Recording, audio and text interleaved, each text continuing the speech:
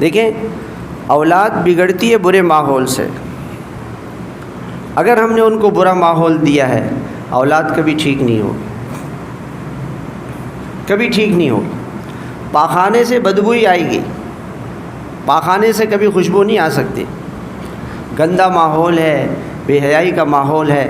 ان کے دن کی ابتدا میوزک سے ہوتی ہے، اور ان کے دن کی ابتدا مخلوط نظام تعلیم سے ہوتی ہے، جہاں حیا کا، پردے کا کوئی تصور نہیں کہ حیا کیا ہے، پردہ کیا ہے، اس ماحول سے ہوتی ہے۔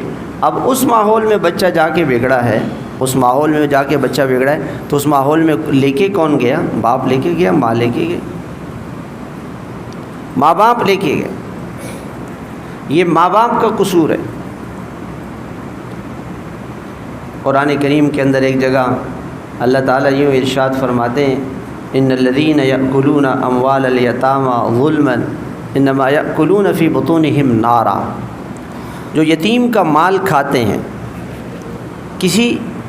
کسی بڑے بھائی کا باپ مر گیا، اور بڑے بھائی نے سارے پیسوں پہ، جائیداد پہ، کاروبار پہ قبضہ کر لیا، بہنوں کو، چھوٹے بھائیوں کو حصہ نہیں دیتا، تو یہ اللہ تعالیٰ فرماتے ہیں کہ دوسرے کا مال کھانا یہ آگ کھا رہا ہے۔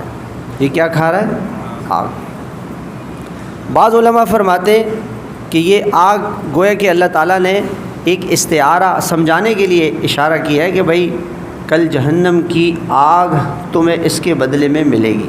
لیکن بعض علماء فرماتے ہیں کہ یہ حقیقتاً یہ آگ ہے، ہمیں نظر نہیں آ رہا۔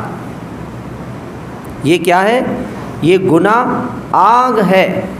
اگر میرا بیٹا گناہوں میں مشغول ہے تو وہ آگ میں جل رہا ہے، اور ہمیں وہ نظر نہیں آ رہی ہے وہ آگ۔ یہ ہماری نظر کا دھوکہ ہے۔